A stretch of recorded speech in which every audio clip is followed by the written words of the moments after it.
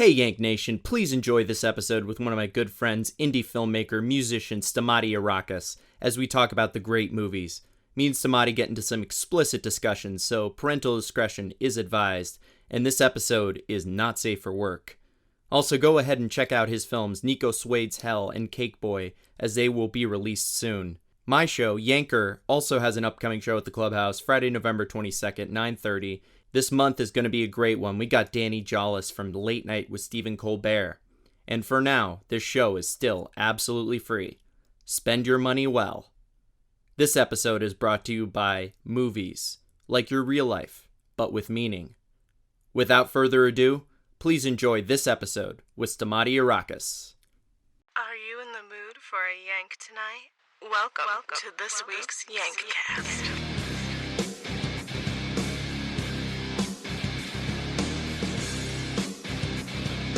Alright, so here we are at the Yankcast, baby. Fuck yeah. And I'm here with one of my good friends, Mr. the Greek god, Stamati Arakas. Hi, hello. It's good to be back. Yes, it's good to be back for the first time. And the podcast game is what I mean by Oh good to be yeah, back. you did have a podcast for a while. What was that called? We're not going to make it. And you stopped making it. Precisely. It was a built-in default, fail safe. To allow yourself to stop. To fail. Yeah, to Yes, fail. exactly. Stop. We talked about this last night. But you haven't been failing recently. You've been making a lot of good stuff. Have I? I don't know. Have I? I think you've been making a lot of good stuff. You don't feel like you have? I think I make some good stuff here and there. I think I get lucky. You're lucky? I get lucky. Okay. Sometimes you have every intention of making something really good, and then it comes out really bad. And then sometimes you make stuff with, you just this, throwaway attitude, and it comes out being amazing. So, I don't know what the fucking trick is, but... Is there a place that you know... when you've made something successful, how long does it take you to know? When do you know? Do you know that it was good? Yeah. Do you know when you're filming that you're like, okay, this is working? Or do you know when you're editing? It's usually in the edit. Yeah. For me, it's in the edit. Yeah. It's when I start putting it together, and then it also is based on how frustrated I get with it as I'm editing it. Yeah. Because when I get really frustrated with something, that means I can usually make it work. Mm-hmm. But it just requires that much more muscle to make it work. Where if I'm working on something that I know there's no saving, I will just edit it and get done with it as fast as I possibly can. Yeah. Because I don't I know it's gonna fail, so I'm like, fuck it, just move on. Yeah. Just get it done and then move on. And then move on. Yeah. But you release it anyway, usually, right? Sometimes. Are there things you don't release? There's a handful of things we've shot, and by when I say we, I'm referring to, I used to do this kind of sketch video group thing with called My Two Dads Productions, that we still do it sometimes. We used to do it weekly, just for anybody who's listening and has an interest in seeing my terrible... Yeah. This is but you got to understand, these are my early days of filming things, so we didn't know anything. And also, half the time I wasn't even, behind the camera or anything, and, a lot of the jokes are just gay jokes over and over again, so... It's very rare that we had, something that was unique and good. So I would say for, every 10 sketches, we had one that was kind of funny. That was kind of the ratio. But now I only put out things, for the most part, that I either think are funny or believe in. What's the thing you've been most proud of, do you think? Probably... There's two projects that I've done recently. One's called Nico Swade's Hell, and the other one is called Cake Boy. And those are my two short film little masterpieces. And then I have a third one that I just shot that I'm going to start editing next week. Oh, with Romina? Yeah. Romina, how do you say her last name? D'Alessandro? D'Alessandro? Mm-hmm. Yes. D'Alessandro, I think. Anyway, she was great in that. And it's going to be my third little insane short film. And I think once I have that, my little short film of insanity, my 3 short film trilogy of insane plots, then I can actually...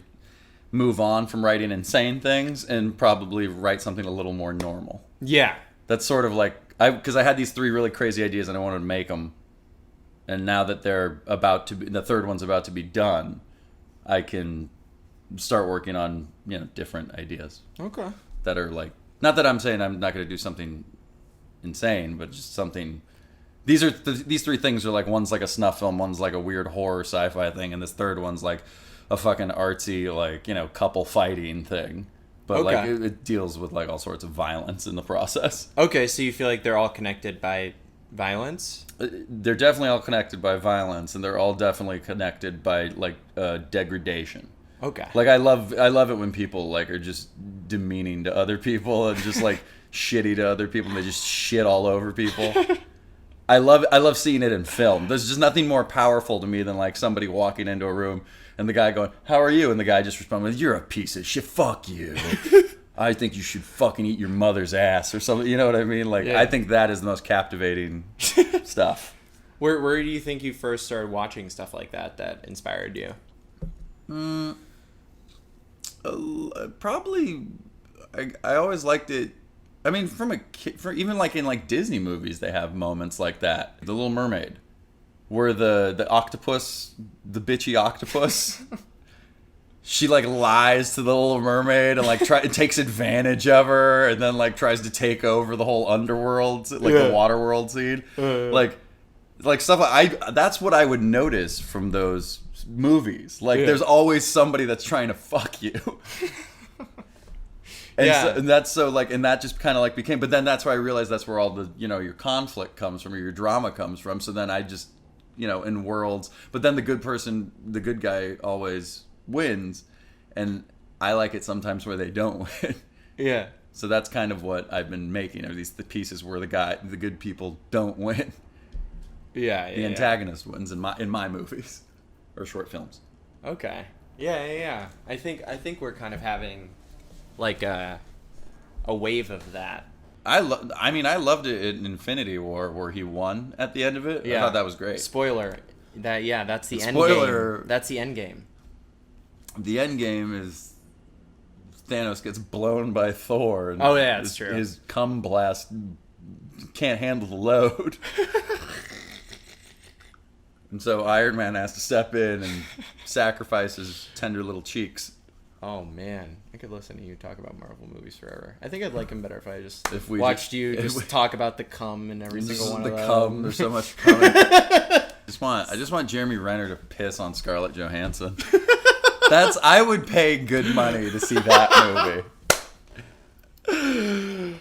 Oh my Or God. vice versa, Scarlett Johansson pisses on Jeremy Renner. Either or. What is your like favorite genre of movie? That's a tough one. I guess anything that, I guess comedy at my core is my favorite. But comedy can be peppered into anything, and that's why I view a lot of movies that are serious, but like even like serious movies that are, you know, just poorly acted are fucking hilarious. So maybe it's just that I see comedy in so many things where it's not even necessary, but probably comedy. Yeah. And then I'd probably go comedy, then snuff film, then What are the great snuff the films? great snuff films. Well, there's a lot of these. I think it was a website called Ogreish back in the early 2000s that me and my brother downloaded a fair amount of like beheadings on that we used to watch when we were teenagers. Wow. Stuff like that. There's the movie Thesis. It's a Spanish movie, I'm pretty sure. But that's a pretty great snuff film movie. Okay. 8mm with Nicolas Cage, pretty great little snuff film Oh movie. yeah. 8mm 2, not so great, but pretty fun watch. 8mm 2. They made a sequel years later with none of the original cast. Wow. It's pretty great. Peter Stormare as Dino Velvet, though, might be my favorite character ever. Wow. I need to watch this now. It's a great, great movie. Yeah. It almost feels like horror comedy is kind of like what a lot of you're going for, like horror, sci-fi kind of comedy, Well, like where they all connect. I feel like the best movies aren't defined as like one Right. genre. You That's know, true. like it's like any good or well balanced movie, like or like a Quentin Tarantino movie. It's like it's its own genre. You know what I mean? Like it's dramatic at times, it's funny at times, it's really weird at times. You know, it's very stylistic at times. Yeah, it's almost like its own myth. It's like a religion, really, Right. when you break it down. It's Or like a Lars von Trier movie or something, you know? Like, it's just like the most. I saw The House That Jack Built, and that I fucking love that movie. yeah. But it's like it's in these like little waves of like where it's super stylized, and then there's scenes in it where it's like these really beautiful landscape shots that are. It's like really out in the open, and you're like, oh wow, I'm actually taken in, even though this is an incredibly dark movie where there's like horrible things about to happen in this beautiful landscape. Yeah. Did you see it? Yeah, I did see it. Like where he murders the family. Yeah. It was really interesting. Like, I guess to me, like how kind of biblical it is. I mean, it is based on like Dante's Divine Comedy, or feels like it was inspired by like Dante's. It feels like an epic poem in a way because of just how, especially at the end, how kind of theatrical almost and classical it kind of gets. Yeah. Yeah, I've just been watching Sam Raimi Drag Me to Hell. I love that movie. The movie is incredible. It's a great movie. It doesn't get a lot of love. It doesn't get a lot of love. But Or at least when it came out, it didn't get a lot of love. I think now it has kind of a cult following. It does, but because again, like, you just like break it down, and that, like, his premises for movies could be comedies, but they're not. Yeah. They literally could be comedies because they're just so outlandish. Like, exactly. You deny a housing loan to a gypsy woman in a bank and she curses you. Right. You know, it's like exactly that. Like, sounds like a comedy. And then it's just her walking around stepping on rakes that hit her in the face the rest of the movie. Yeah, exactly. And you're just like, it's just good fun. It's just like, it's just fun. Those first two Spider-Man movies are fucking hilarious. I know. Like, because they're super over dramatic at times. We're like. And the first one where Peter Parker is telling Mary Jane, he's like, you know what kind of man you want to be when you look in your eyes, or something like. And you're like, shut the fuck up. Like, just go do your thing, Peter Parker. Just go beat the Green Goblin. And then, like, the mask that they gave Willem Dafoe in that first Spider-Man movie is so fucking bad. Like, I love Willem Dafoe as the Green Goblin, but that mask is just so ridiculous. Or like A Simple Plan. Like, that movie's great, but it's hilarious. Like when that woman gets hit with the shotgun and she flies back like 40 feet, it's ridiculous. Yeah, I mean, those are like, or even like the Evil Dead, like, you know, when they curse, like, there's always some kind of curse in his movies, and I appreciate that. Right. There's always that, like, I think it's like the Coen brothers are all about like the weird like karma thing a lot of the time, or like the morals thing, like, or like how cyclical life is. Like, with him, it's always curses. Like, it's always like this. That's his version of like morals and life karma and all that stuff. It's like his version is just, okay, we'll just do it with curses. That's how we'll do it. That's how we'll deal with it. I watched a lot of weird movies like growing up with my dad. When did you first start watching movies? Since I was a kid. Since you were a kid. I mean, my mom would like, kids programming, stuff like that, and then, I think it was like a lot of. There were Disney movies, and then there were also, like, I was attracted to, like, a lot of, like, stuff that, like, because Disney was kind of like the gold standard for kids stuff. Yeah. And so I would always try to find stuff that wasn't Disney just because I wondered what else was out there. So when we go to the video store, I would just wander around the kids section. And then, like, I'd find, like, some off-brand Disney thing, or, like, Felix the Cat movie or something like that. And I'd, like, be like, can we watch this? And one time, I was in a movie store, and we found Fritz the Cat. Yeah. Which, if you've ever seen Fritz the Cat, that movie's fucking bonkers and not for children. And so I found it, and I, like, told her, I was like, I want to rent this movie. And she did let me rent it. And as I'm watching it, I was like, what is this? You know, like 10-year-old, or like not even 10-year-old, like 6-year-old Stamati is like watching this, just like, what is happening? Like, I just didn't understand any of what was going on. But the imagery is like burned into my brain. There's this whole scene with him and milk, like drinking milk, and they do like a very grotesque, like licking of the milk and drinking of the milk, and that is really burned into my head. And his like scummy apartment that he lives in is really burned into my head. Oh, yeah. Stuff like that. Or do you remember there's this other one that I used to watch all the time. I think it's called Rock-a-Doodle-Doo. No, I've never watched that. So it's about a rooster on a farm who is Elvis. or like thinks he's some kind of, I haven't seen it in a long time, but it's like, and then there's like this flood that happens on the farm, and he's got to like save the day, and he gets the shit kicked out of him, and he like almost drowns, but then like the power of the music pulls him out of the water. It's insane. Anyway, stuff like that. That's like, those are like my early cinema. And then like, you know, I would watch movies with like, that I wasn't supposed to watch, like either like by hiding behind the couch or like from my upstairs banister, like as I'd watch my mom watch movies or something like that. Okay. Yeah, like what kind of movies was she always watching? She would watch whatever she wanted, but I don't know. I was lucky in the sense that my family was cool enough to take me to see movies that were actually good, as opposed to movies that were for kids. Not to say that a kids movie can't be good, but like I remember when Dumb and Dumber came out. Like I saw that in theaters as a 6-year-old kid. So that was cool. Or I got to see Tommy Boy in theaters as it came out. Yeah. Which is like, these are great experiences that like, you know, I feel like most 7-year-olds didn't get to have. Yeah. Or I saw Office Space in theaters. You got Office Space? Like yeah. You got the humor of Office Space? Yeah. I mean, I was, that was 1999, 99, right? Yeah. So I was 12? Oh, okay. I was 11 or 12 when that happened. Yeah. I got to see The Matrix in theaters. Like original run of The Matrix. So like stuff like that, I guess I would say I was lucky to see in theaters. Yeah, it was like kind of a good time for movies. Yeah, the 90s had. I mean, there's, don't get me wrong. Every decade has its like tons and tons of stinkers. Yeah. But I mean, I was just fortunate in the sense that like all the stuff that would go on to be like really iconic, I got to see at like a young age, and it kind of, I think that's what sort of left like a mark on me. Like, this is a good movie versus this is a good movie. Yeah. You know, like if I had come in here and I was like, "Have you seen Antitrust? It's an amazing movie." You'd look at me and you'd be like, "You can go fuck yourself."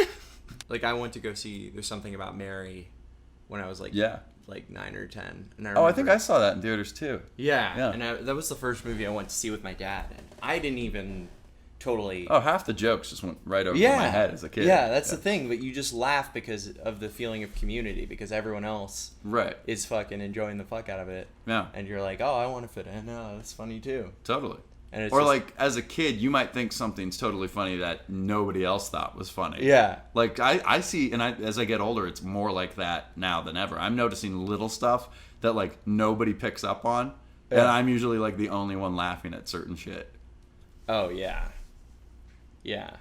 Like, I just saw, like, when we saw Once Upon a Time in Hollywood. Yeah. I was laughing. Me and the woman that I sat next to in the theater, me and her were laughing at every possible turn in that movie, and I felt like nobody around me was laughing at all. And and there's so much humor in that fucking movie, and I'm like blown away that it wasn't getting more laughs. Gotten laughs to almost ease tension. He's always used humor to ease tension. Yeah. Because he's great at building tension and releasing it right away, and then building it again and releasing it right away. It's you know, it's always it's like kind of like an animated movie in a weird way. Or like kind of like a comic book in like a strange way. Yeah. But yeah, I don't know. Yeah, I agree with you. Once upon a and every time like the violence, it's like so weird. Do you think we're hearing this on the? Maybe a little bit. Should I close it? No, you're probably fine. It adds to the character of the audio. All right. I'm a purist. Listen, the film grain is good. Okay. Leave it in. Leave the VHS tape lines and the tracking marks and the distortion. I like those things. Okay. Let the podcast breathe. Yeah, it'd be different if all you hear is like. Then no, that's no good. Just those two extremes. Just those two extremes. Those are the only two extremes that I live within. What was like the first video you ever made? First video I ever made. The first real conscious effort was probably back in like 2012 or something like that. Like this was like a real conscious effort. Like one time I videotaped myself jerking off, but that I don't think that counts. But that was when I was like 16. And I was just like, I wonder what this looks like. I could have just stood in front of a mirror, but I didn't have one. Wow. So but no, like a conscious effort to make like a narrative piece that wasn't just me running around with a camera like, look at all of me and my friends, like Made this weird little thing. I'm trying to remember what I called it. I think it was called like a traumatic scene or a compelling scene. That's what it was called. And and I knew nothing about editing. I knew nothing about lighting, audio. I just used the camera audio and shit. And and if you ever find this thing on YouTube, it's just jump cut, jump cut, jump cut, jump cut, jump cut, jump cut between everything. Yeah. And it's just me, and it's just a couple fighting and like freaking out over like you fucked Peter, my best friend. Like that's all it is. And then there's like all these weird takes in it where I'm doing it in like different styles. Like I'm doing like one where I'm like at an open mic. I'm like, what's the deal with you fucking Peter? And then there's one where I'm like, I like do like a full Nick Cage freak out where I'm just like, you fuck Peter. Like, anyway, it's just really weird. So you act in it too? Yeah, I acted and directed it. But yeah, I think initially I wanted to be an actor, and the more I make stuff, the more I realize I can have a lot more power over it if I'm behind the camera versus being in front of it. Because any director, editor can just, take away the impact of what you were trying to do. That's true. Yeah. On screen. Yeah, fucking those assholes. Those assholes. Yeah, the worst. Yeah. So like other like writer directors, are they inspiring to you? Like Sylvester Stallone. I love Sylvester Stallone. Come on. Yeah. Man's a fucking golden god. Who doesn't love the violence? Where's the violence? I love violent movies, my god. Yeah, I love that too because my dad definitely loved that. I mean, action movies growing up around our time. Yeah, like action. Die Hard action was movies. like the gold standard. Like any of the Die Hard movies. Braveheart. Braveheart was super violent. Oh man. Mel Gibson, just in general. I feel like Mel Gibson went on a big run in the 90s. Mel Gibson, I think there was a year where he made like $100 million. Yeah. Like just like I'm talking about like him. Somehow he made like $100 million acting in like 4 or 5 movies in 1 year or something like that. Just like, did you ever watch Payback? I love that movie. Oh my god. That is such I remember watching that. That is such a fantastic little crime movie. Yeah. Yeah. I mean that's kind of like, I guess if I had to say my favorite stuff is like gritty crime or like gritty drama kind of shit, or like fucked up shit happens and then it's like revenge time or something. Yeah. Like all the, like, you have your 70s classics like I Spit on Your Grave, and like I think even before that, like in the 60s was Repulsion and shit. And then in the 90s, like you had like King of New York, which is one of my favorite movies of all time. And then you just have like your mainstream action stuff. Like if Die Hard 3 comes on, I have to watch all of it. Like if I see it and it just happens to be on, like I have to finish it at that point. It's that good. Is it the best of the series in your opinion? It's the most enjoyable. Like 1 is like, I feel like the set the standard, but 3 just completely, like, from start to finish, you're like laughing, you're like entertained, like the violence is like, you're like, it's action and it's intense, and then there's like all these like this great banter between the characters. I like Jeremy Irons is a great bad guy in it. It's fantastic. Wow, I need to rewatch that one. Like from start, the worst part of that movie is Bruce Willis with those hair plugs in. That's like the worst, but even then it kind of fits because they made him like kind of blonde in the movie for some reason. Which I always thought was weird, because he had black hair in the first movie. Oh, yeah. But, well, whatever. But yeah, no, like any Abel Ferrara, really, like any Abel Ferrara movie is probably like the wheelhouse that I live in. Yeah. Like Miss 45 or Bad Lieutenant, like those are like the low budget, like crime grit movies that I love. Do you see film having like a societal purpose, or do you see film as entertainment? I don't really. Society places too much importance on film, I feel like. I think film is important as an escape. I think it's fun. Like I'm always blown away at the people who are like, I saw this film and it was life changing. Like, why? Because the guy got shot and he wasn't supposed to, and then they went to court about it. Yeah. And then he's the commentary on society. I don't like those types of movies. I'm very bored with those types of movies. Like those like crime dramas. Yeah, like Matthew any McConaughey, A Time to Kill. I was just gonna say either like A Time to Kill or you know what's a great one though. So there's Eye for an Eye. Have you seen that movie with Sally Field? No. Okay. So her daughter gets like raped and murdered, and like she hears it on the phone. Like it's a horrible, horrible scene, right? And then so she like tries to go like take this guy to court, like get this guy arrested, does all this stuff like within the law, and then she sets it up at the end of the movie so that she can kill the fucking guy because the guy like comes after her. And it's the most like that is how like all those movies should go. You know? Yeah. Like that to me is like now we're talking about something dramatic. But then it's like when you go to the courtroom scene and it's like oh yeah, he raped that little black girl and then it's To Kill a Mockingbird. Right, exactly. It's like always goes back to that. Exactly. It's it always goes back to To Kill a Mockingbird. Yeah, I feel like every court drama. There's always that super tense scene where he's like, he's got his hair, it's like in his face, and he's just like pointing his finger at everybody. He's like, I want you to imagine color isn't a thing. See everybody as the same as human. You know what I mean? It's like, oh god, here we go. I mean, anybody that's watching these movies, here's how I look at it. Yeah.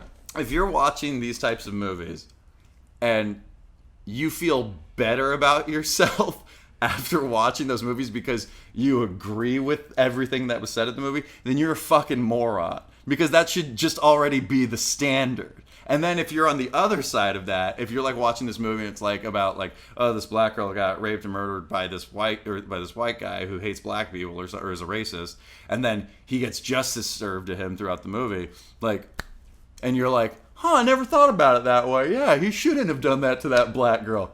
Then you're a fucking moron too.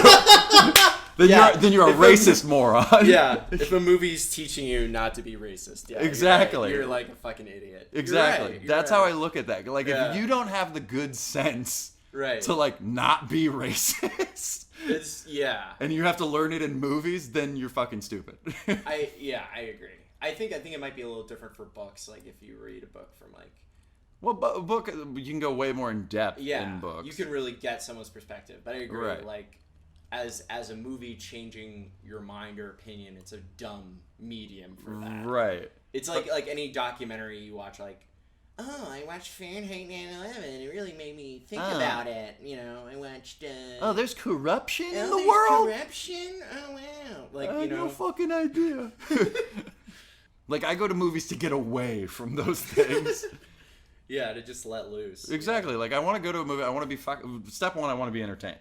Yeah. Step two, if you want to make it dramatic and like invoke some emotion out of me, that's cool too. Yeah. And past that, I mean, like, don't make like movies that are like, and I like artsy shit, but there's a fine line between like artsy and boring. Mm-hmm. You know, and when shit is just like, it's like it looks really nice, but nothing's really happening on the screen. Like, I tune out. I'm done at that point. Did you see Midsommar? Not yet, no. Okay. I haven't seen Hereditary yet either. Yeah. That's a film that like kind of toe the line, I think, sometimes because it's like really well shot. You know what I always felt? Then Wes Anderson.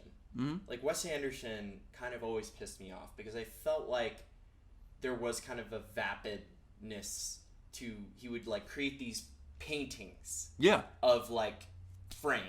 Yeah. And you'd be like, wow, that's beautiful. Yeah. And everyone looks perfect. Yeah. You know, and then it's just like bore city. Like, you know? There is a lot of like I really like his first movie, the Bottle Rocket. Yeah, Bottle Rocket. I think Bottle Rocket and Rushmore are really good movies. Yeah, those are the ones I got the appeal of. Yeah. But then I felt like his those aren't what even made him popular. I felt like the later efforts are really what made him popular. Like what would you say is his biggest movie? Was it that animated Fox one, Fantastic Mr. Fox? Maybe that was a pretty big. That was pretty popular. Did he? I didn't know he did that. That was him. Yeah, he did that. Oh, okay. Yeah, I think his animated ones are better. I like his animated ones better. And then he did Royal Tenenbaums, right? Yeah, he did do. I feel like that's the one that put him on the map, so to speak. Yeah. I feel like. But then again, Rushmore did project him quite a bit as well. Yeah. And Rushmore was like kind of a classic, like that Bill Murray. It was like Bill Murray transitioning from his jaded, kind of misogynist character, right, to like his more deadpan. I love when. What do you think? Okay, what do you think is Bill Murray's greatest role? What About Bob? I love that movie. Not what I was gonna say, but I love that movie. What About Bob is incredible. I don't know. He plays such a good like ding dong in that movie. Yeah, like there's no other way to describe. Right. Because he's got all these really human moments in that movie. Yeah. And Richard Dreyfuss is like the perfect straight man in that movie. Yeah. But there's so many great, like, just ding dong. I call them ding dong moments where he's just walking around, like, doing dumb shit. Yeah. And I love it. Like, there's so many little subtleties. Like, do you remember when they're having dinner at the table? Yeah. And the wife is putting, like, would you like some salad, Bob? He's like, oh, please, thank you. Yeah. And as she's putting the salad on his plate, he goes, could you get that tomato off my plate? like, I love shit like that. And he makes that, like, face. He's like, could you get that tomato off my plate?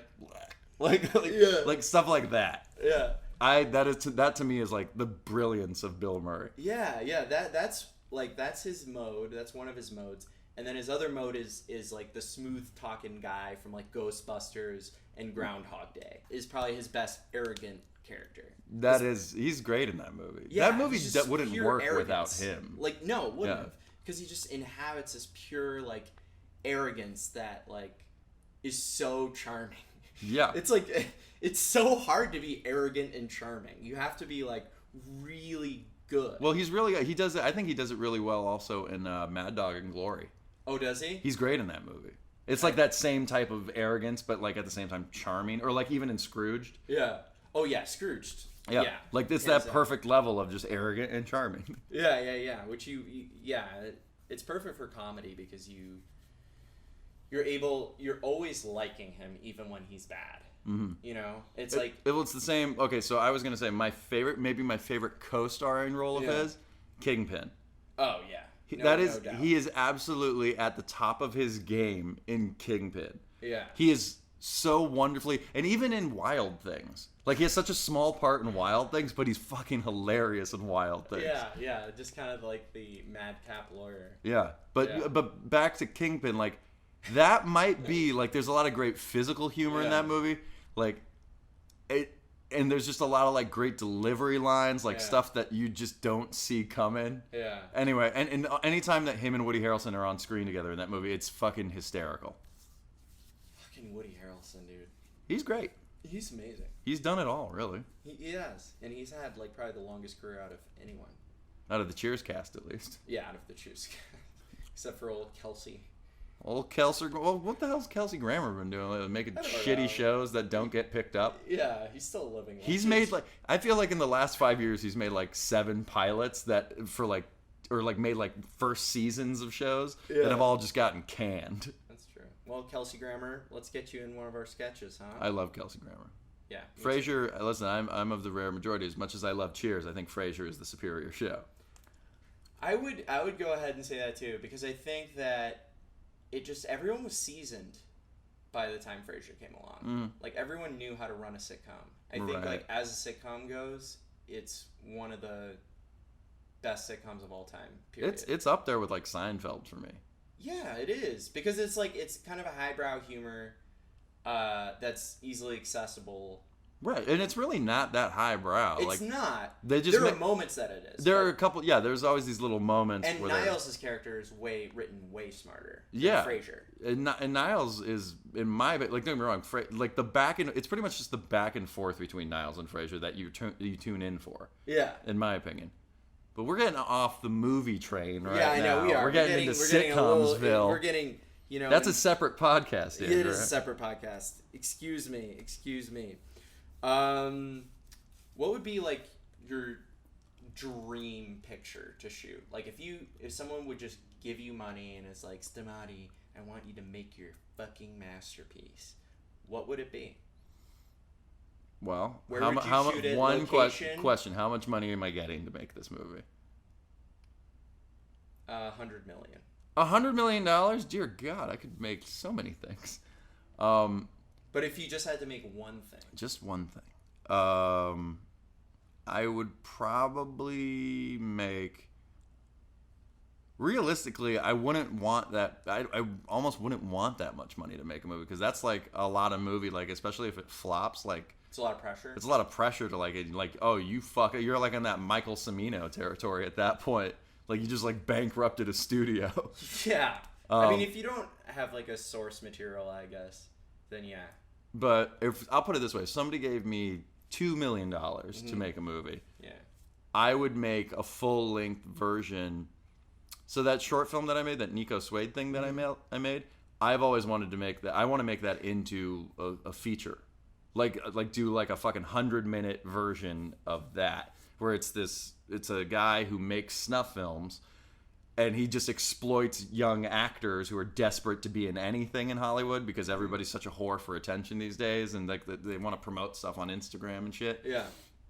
And so I want to make a full-on feature of this guy who just exploits young actors or out-of-work actors, and but he fucking murders them and like sells it to this underground market. And then I don't know how. In my head, like, I like that Nico Suede just keeps doing it, and like maybe he gets caught or something, but like I like the idea that he would like pull a Roman Polanski and like leave the country. Ooh. So he like still kind of gets away with it. Yeah. Like his production gets shut down, but he just moves to France and does it now and then. Ooh. So maybe he does something like that. That's how I've always looked at it. No, by the way, these are my ideas, and if anybody tries to fucking take them, I will fucking murder you. On film. He will come to your house. Stab you in your tits. Yeah. But that would be the movie. And it, like, as far as a dream location goes, I really just want to like make sure everything's really scummy. You know what I mean? Like, I'd want to almost like, you know how like with Gummo, it's in like Xenia, Ohio. Oh yeah. And it's That's like why it's I love just, you. That's why I love you. Yeah, it's just this like gritty, nasty place. Like, and I grew up in Ohio. You know what I mean? So it's like, and I've been there. Like, I know what that town looks like. Yes. Like, I would want to find some place that's like just fucked up like that. Yes. And film it there. Yeah, that's what's fucking real, man. Like, I was listening to an interview with Harmony Korine, and one of the most interesting things he said was he moved back to Nashville, and because it's where he's from, and he was saying how now everything is like flavored. Like now it's country. It's not the country anymore. It's country flavored. I don't know. But then again, I mean, by my own argument, like how film can be genreless, like yeah. But that's kind of almost furthering that argument that you're saying, like, you know, like, oh, it's country flavored. Well, yeah, I just want a little bit of the country flavor. Right, and that's what a film kind of is. Right. It's like a flavor of a place. It's like you're you're kind of like draining the life, like the real-time life out of it. But so in Ohio, you'd like want to... I mean, it doesn't necessarily have to be Ohio, but someplace, like, I would want to film it in a place, because I like the idea that this guy is, like, king of an empire. Yeah. And, like, because, I mean, typically, I think, yeah, like, most people would imagine a character like that. Like, this guy's, like, very highbrow. Like Mattress Man in Punch Drunk Love? Maybe. I didn't even think about it like that. Maybe. Something like that. But, like, I feel like, you know, this guy who's, like, very highbrow, like, I make snuff films, you know? You know, I just sell them to the underground market. Like, he probably would exist in, like, New York or some bigger city like Los Angeles or Chicago. Or Philly, even. Have you seen Wrong Cops? Wrong Cops? Yeah. No. You have to see that. It's Mr. Oizo. It's fucking awesome. Okay. It's maybe, like, I hadn't seen it until, like, so many months ago, but it just, like, completely blew my mind when I saw it. It's the funniest thing I've seen recently. Yeah. And then it also has these really sweet little tender moments in it. It's really crazy. Anyway, it's like redefining film in my opinion. It's almost like on that Harmony Korine level where you're watching and you're like, I don't know if I'm supposed to get everything out of this right now, or I'm just supposed to just take it as like a weird little like slice of life piece or something. Like, it's weird. Yeah, like kind of the liquid narrative, or that Harmony Korine does, or even with Quentin Tarantino, kind of the energy that propels it forward, just like raw energy, right, from performances rather than strict narrative structure. Right. Because I feel like when you look at, I mean, let's take Pulp Fiction, just because everybody's seen Pulp Fiction. Yeah. That movie doesn't really, like, boil to an end. No. You know? At all. It's cyclical. Right. But that's the whole point. Like, that's what I love about David Lynch. That's what I love about Harmony Korine. It's like about completing the cycle. Right. It's like a cycle of life. Right. You know, and that to me...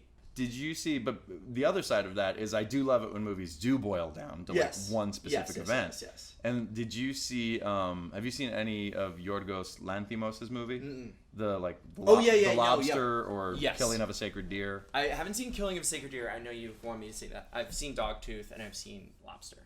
Okay, so like those movies, for me at least, like all his movies really boil down to this fine point. Yeah. Like whatever, like, you know, the bullet point of the movie is. Right. And especially like with the lobster, like it's this whole like proving your love to someone thing. Yeah.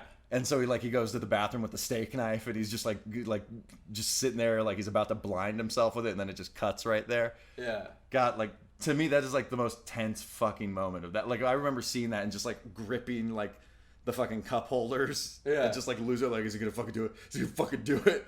Or like in Dogtooth where she beats the fucking tooth out of her face and then she like runs away. Yeah. Like, and that scene is so beautiful to me for like 1,000 reasons. Like I love that. Because that movie to me that's essentially how I was brought up. Yeah. Dogtooth? Yeah. I was raised on a farm that I wasn't allowed to leave. No, it's just because it's like a Greek connection thing. Yeah, because it is about Greek families, right? Well, I mean, they just happen to be Greek in the movie, but it's the whole thing is like I think, at least in Greek culture, there's this strain from like the elders to the youngers, where it's like you stick with your family, no matter what, and you don't. Until you get married. Until you get married, pretty much. And even then, like, you might as well just move back in and save money until you buy your own house. Right. Like, yeah. And then in America and like Britain and like Northern European countries we have the culture of kick you out at 18. Right. You go figure it out. Go figure it out. And right. You're on your own. I was raised with that strict, like, you know, grip on you know, like your mom wanted to know where you were at all fucking hours of the day, that kind of stuff. And that stuff to me, like, as a kid was super annoying. And then this guy comes along, Yorgos comes along, and makes this movie that perfectly captures how it feels to be a kid whose parent is constantly, like, supervising them and, like, making sure that they're safe and, like, their mind isn't polluted. Yeah. Like, stuff like that. Like, and I always hated that as a kid when your parents would try to shield you from the world.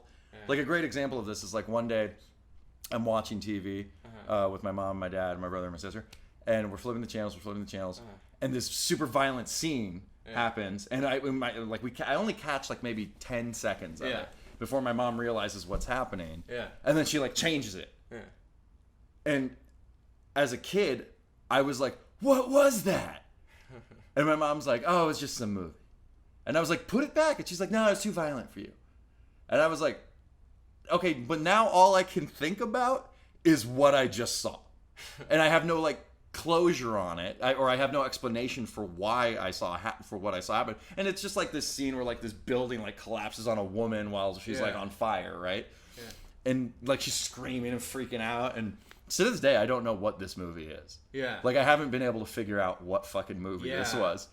And she's just like, and so, like, and that to me is like that movie of, like, it's in Dogtooth where it's like, oh yeah, you're not supposed to see that because it'll raise too many questions. Where if you just let a kid figure it out, like, then they can deal with it. Like, they can finally, like, learn how to emotionally or, like, deal with what they saw or what happened. And so that's, like, the Greek culture I feel like that he's referring to in that movie, like how you, like, completely overparent your kids. Right. And you have, like, these, like, fucking strangleholds on them. And I feel like as far as, like, parenting goes anymore, like, the amount of, like, short leash that you have your kid on these days, it makes me not want to have a fucking kid. Oh, yeah. Like, it legit, like, I don't want to do any of that because everybody else is going to look at me like I'm a weirdo because I let my kids watch anything or I curse around them or whatever, you know? Yeah, I mean, I think it's like a deep metaphor too for how, like, what we do to the world we lock up animals, we put them in zoos, and that's pretty much all we can do to ourselves too. Right. We can pretend we're training our human selves to be good at life and we're parenting and all this stuff, but in reality we're creating these weird worlds of just isolation that just fuck you up. Yeah. It's just like these weird echo chambers we're creating, right? That are and we're just separating into like little boxes. Dude, I can't stand it. And we're not getting to know our community anymore at all. No, now it's all this very like, you just stick to your own shit. You stick to your own shit. You don't look at anybody else. Yeah. You don't smile at anybody else. Everybody's out to get you. Yeah, I mean that's definitely LA too. I think you feel it the most in LA. Like eye contact in LA is like you're like gonna kill someone. Right. Like everyone's like, huh, don't you make eye contact with me? People freak out. Like I'll say hi on the street to people, and people just look at me weird. Yeah, it's insane. It's I don't even know what it is. It's just everyone. I think everyone thinks you want to fuck them in LA. I think that's like what it is. Right. I think like every person. Everybody's got that ego. Yeah. Why am I even here? Right. This place sucks. We have that a lot. But I want to talk about the movie. You want to talk about the movies? What are the 10 great movies you should see before you die? Well, since I'm on the Tarantino kick, like just because Once Upon a Time in Hollywood came out, probably Reservoir Dogs. I'm one of those people that I think Reservoir Dogs is a perfect movie. Mm-hmm. And although Pulp Fiction might be a more stylized, better movie, I still think Reservoir Dogs is his best movie. My hands down, two of my favorites, we already spoke about Dogtooth. Dogtooth is pretty up there for me. Yeah. There's a Scandinavian film called, or I think it's Scandinavian, it's called Ordet. Ordet. Yes, which I think means the word. And it's this batshit fucking crazy movie. It's one of the most beautiful movies ever made. Like, I cry every time I see it. It's so good. It's pretty long. It's like 2.5 hours or something. But without giving anything away, it's a farmer. Just see the movie. Anyway, it's a farmer and his 3 sons, and insane shit happens on the farm. Anyway, see it. It's like a perfect mix of like a drama, a horror, and like a fucking like religious film. It's fucking great. Anywho, suck on that, Shyamalan. I hate Signs. I'm sorry. Every time people are always like, dude, I love the religious overtones in Signs. Go fuck yourself. That movie's so fucking stupid. I hated Signs too. But I think Unbreakable was his best, probably. Unbreakable is his best film. Yeah. And then so what did I say? Ordet, Dogtooth, Reservoir Dogs. Probably what else is up there? Right? I mean, back on that action kick. I mean, I would probably say Terminator 1 or 2. They're pretty neck and neck too. Yeah. Terminator 1 maybe a little bit more though, just because like they didn't have all the CGI. It's all practical. So I was really in love with that. Especially as I get older, I appreciate shit like that much more. So probably Terminator 1. Yeah. As far as like comedies go, like just laugh out, it's probably it's hard to say. Probably it's either Dumb and Dumber or Tommy Boy for me. I'll put both of them up there. We'll say that's 6 and 7, 5 and 6, because they're both fucking hysterical movies. Young Frankenstein. Oh yeah. Is one of the most amazing movies ever. I really love The Invisible Man, like the original Invisible Man. Like, I'm obsessed with that movie because I love that the whole idea is like he looks like a mummy half the time and he's got that trench coat on, and then the other time it's just there's nothing there. Yeah. Like, how are we gonna film it? We'll just have nothing there. So I really love that. Big fan of there's this Japanese film called Survive Style 5 Plus that is amazing. Like, you can watch it on YouTube right now for free. But like it came out in like 2004, and it is one of the most like beautiful movies. It's like half comedy. It's more comedy than drama, but it's amazing. It's also got like all this weird like legend stuff that happens in it, like kind of like, you know, folklore shit that happens in it. It's really great. And probably I really love a lot of Cronenberg stuff too. trying to think what my favorite of his might be. Maybe I really love Dead Ringers. Dead Ringers. Dead Ringers is fucking amazing, but it's not like that's probably the least Cronenberg-y of his movies. Yeah. Hard to say though. Maybe I'll just have that as my 11th choice. Okay. And then my final pick.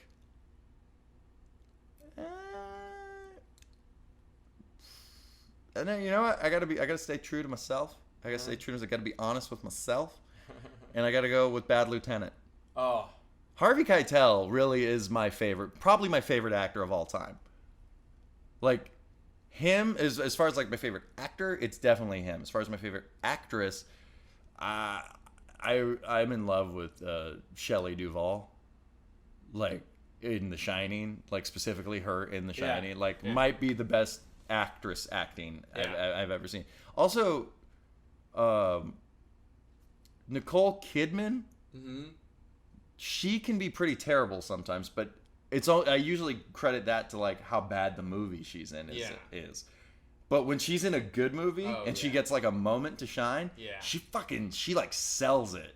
And then probably I really like, there's this movie that Steve Buscemi directed called Animal Factory. That's fucking amazing. That I feel like nobody knows about. Yeah. But that is a great, great fucking movie. And I feel like, just as far as like, because it's got everybody in it. It's got my favorite maybe my second favorite actor of all time, Willem Dafoe, in it. Yeah. And he plays the lead, and he's just fucking great. Yeah. It's a prison movie, but it's awesome. Those are my favorite movies. How do you find foreign films that you enjoy? Usually, I mean, either recommendations from people who see them, or I'll see one director's thing and just check out their IMDb page and see what else they've made. Or usually there's a suggestion like, if you like that, you like that. Yeah, you like Bruce Willis? You're gonna love Tom Hanks. Where do you see yourself with filmmaking? Like, where do you see yourself in like 10 years with it? I think it's something that I'll probably always have an interest in. Mm-hmm. Something that I'll always kind of practice. I'm gonna submit those Cake Boy and Nico Suede to some film festivals once I get this third one finished, and then based on how this third one turns out, I might submit that as well. Yeah. The goal was to make these three things and then kind of like pick the best one out of the three, or best two, and just start submitting them to places. Yeah. But yeah, that's sort of my idea there. So once I finish editing it, and I can make an informed decision and go from there. Yeah. But I mean, at the very least, I'll make film stuff because I like making it. Yeah. And that's about it. Like, even if it just turns into like a hobby, like, I'm cool with that. Yeah. That's all. Yeah. I mean, don't get me wrong, it'd be great to get paid to make movies. I always look at, like, I don't want like a big career in film. Yeah. I mean, I guess if it came my way, but I don't have that, like, I don't have the ambition of somebody to like be like, I want to be the next Steven Spielberg or something like that. Like, I don't want to be the next Steven Spielberg, because Steven Spielberg, to me, he's a master. The guy is a fucking master, and he's amazing, and he's made so many great fucking movies. But he's almost like the CEO of like Facebook, like that. Right. Like, he's not almost a director anymore. He's beyond a director. He's like a CEO. Or like James 500. Cameron or something. Yeah, like these guys aren't even like almost directors anymore. They're just like tech company. Right. People. They have so much technology that it's not film anymore. It's like the next level of film. Like, go fuck yourself. I like the idea that I make something like 3 movies ever. Or like even 1 movie ever. Yeah. Like 1 feature-length movie. And if it's good, like it's like a legit good movie and people, whoever sees it is into it, that kind of stuff, like, I'd be fine with tapping out after that. Like, because life isn't about doing one thing all the time, Like, don't get me wrong, it'd be cool to have, let's say, like a 10-year career in filmmaking or something like that, but, like make 3 movies or something and then be like, all right, I made my 3 movies, 2 of them were good, 1 of them sucked, and move on. Yeah. Then now I'm a carpenter. Okay, well, let's get a little change of pace as my co-host, the Flesh Mike, and he has some questions for you. Hey, Stamati. This is a Flesh Mike here. And I want to talk to you. I have some questions. Okay. What's your favorite fuck scene in a movie?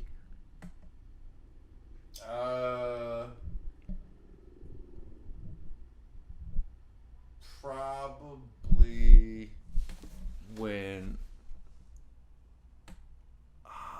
that's a good question. Probably American Gigolo.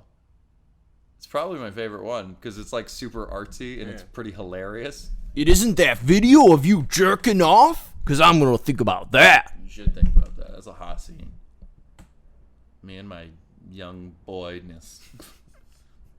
Spilling seed all over the place.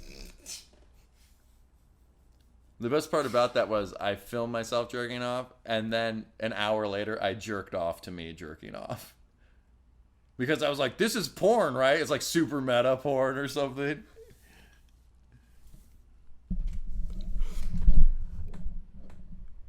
And final question. What's that fleshlight? You can't handle the reality. I don't deal in realities. What's your favorite tentacle porn movie? Any of the hentai La Blue Girl stuff. That like hentai series that came out in like the late 90s, early 2000s. You know what else has my vote for hottest sex scene ever? End of Days. Oh. Where Gabriel Byrne is fucking like the mom and the daughter at the same, he's like going in like between them the whole time. Like with his devil demon powers. It's great. It's a hot one. Oh, that is hot. All the mind control shit. It's pretty hot. It's pretty hot. But no, he like legit, like they do this like CGI thing where like he moves in and out of them. Oh, wow. Like their bones and flesh like melt together. Oh, Hellraiser's on my top 10 list as well. Hellraiser is my favorite horror film of all time. Hands down. Hands down. Hands down. It's Uncle Frank. So, the final yank is, it's a part of the show. We're just come closing statement. And, I guess the final yank is just, You mean the final wank? Are you going to film me jerking it right now? Yeah, we're going to record you jerking it right now, okay? And go. Ooh. Ooh. Oh, shit. He's jerking it right now. God damn it. Oh, damn. Oh, wow. He's got such a big dick. Wow. All right. So that's been the Yankcast. Do you have anything you want to promote? Yeah. See Nico Suede and Cake Boy when they get released. I don't know when that'll be, but I'll include it when this episode comes out. Yes. It'll be fairly soon. Yes. Okay, sounds good. So yeah, look out for Nico Suede. It's going to be the hit movie of next summer. Everyone's going to be talking about Nico Suede. Spring Break. That's part 2. Cake Boy. Nico Suede, Fort Lauderdale. It's going to be the Beach Bum Part 2 starring Nico Suede. That was a good movie. Anyway, yeah, I'll see you guys soon. Thank you so much, Andrew. Oh, thank you, Stamati. I love you. Shop. I love you. Twitter, my Facebook, and Instagram @the Yankcast. Stay tuned for more updates.